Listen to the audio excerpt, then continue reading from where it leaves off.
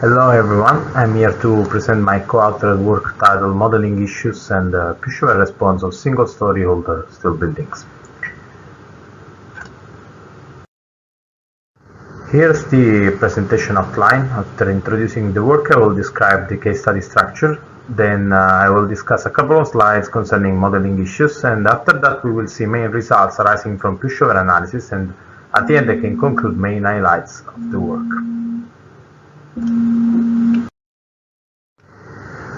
So the study has the scope to assess the seismic response of older single-story non-residential steel buildings with the aim to evaluate the structural performance up to reaching global collapse of the building itself. Main objectives of the presented work are 1. To study the structural response considering various structural schemes, and 2. To identify modeling strategies for the manageable components explicitly considering both strength and stiffness degradation phenomena. This slide summarizes the considered case studies. We faced on a structural system with main trusses in the transverse direction and concentric braces in the longitudinal direction. On the roof instead, concentric braces were also placed to ensure stability of the top core truss members and to allow the possibility to transfer horizontal loads in the longitudinal direction itself. Variation of the structural scheme was carried out by varying the boundary conditions of the main columns of the building. Particularly, we considered the pinned column-based boundary condition and the semi-continuous column-based boundary condition, since subsequent analysis revealed the semi-continuous partial strength connections for the designed fully fixed column-based connection.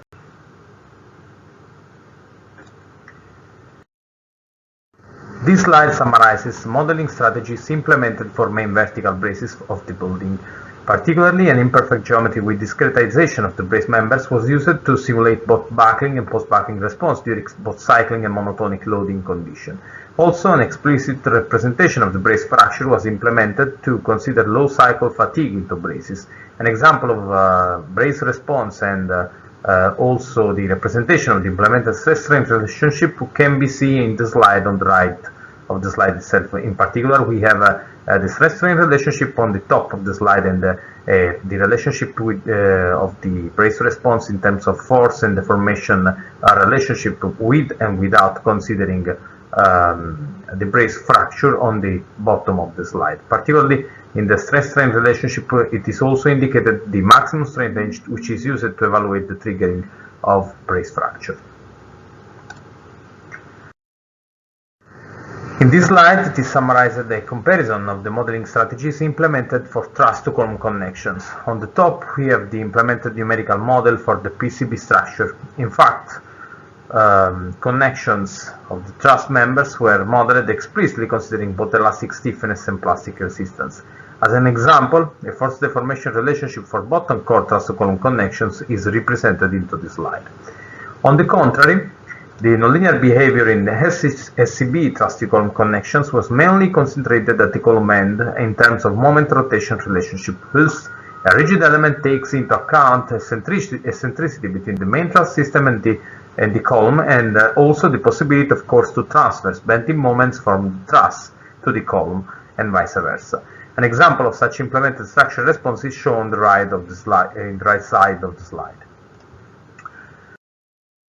The subsequent slide refers to modeling issues of column-based connections. First, we will speak about PCB structures. In particular, PCB structures on the left of the slide were modeled nonlinearly.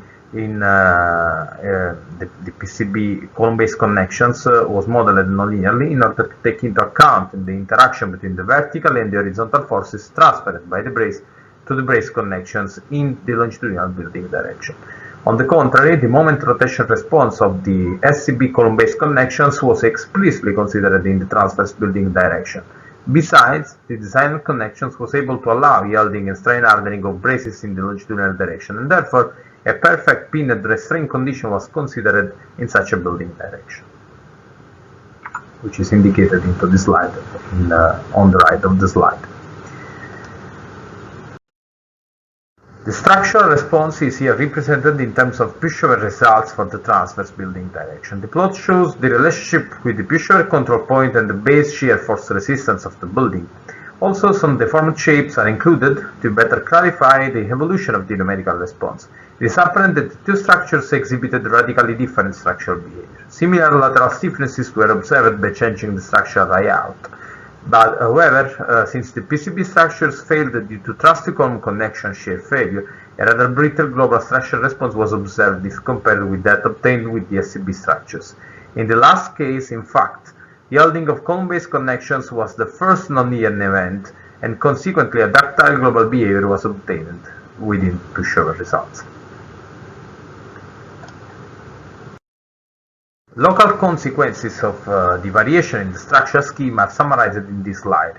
The premature yielding of column-based connection in the SCB case, coupled with the largest value of lateral drift after reaching global collapse, did produce a radically different internal force distribution in the longitudinal members of the building between the PCB and the SCB structure.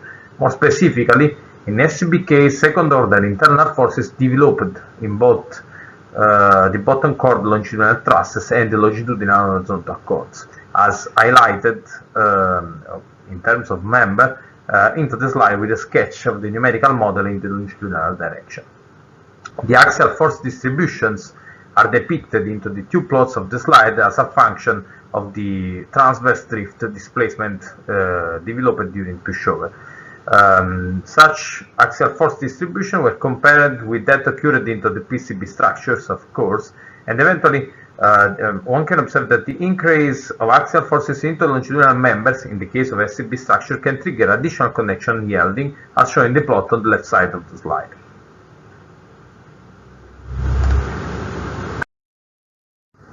Let's now talk about longitudinal response. Pushover results are summarized into this slide, similar to what carried out for the transverse direction. Also in this case, the two structures exhibited the same initial lateral stiffness. However, the PCB response was strongly influenced by both yielding and fracture of column-based anchors. On the contrary, the SCB response was mainly influenced by brace yielding and fracture, and consequently, larger lateral drift capacity for global collapse can be observed if compared with that observed in PCB structure.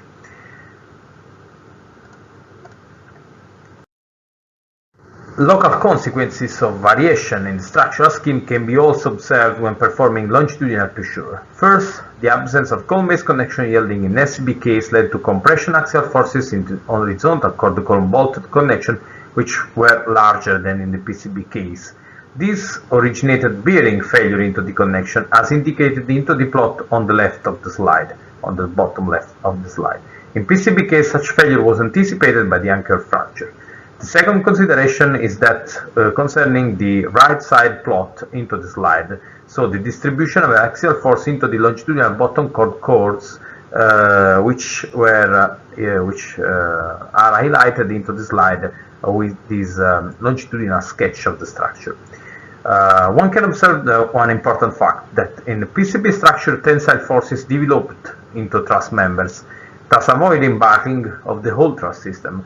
On the contrary, in SCB structures, only compression forces were predicted, which are highlighted into the slide, into the plot with a dashed line. In SCB structure, since only compression forces were predicted, buckling of such members can occur, and in order to take into account such phenomenon, it is necessary to model nonlinearly also this part of the building, which is not a necessary thing to do into the PCB structure.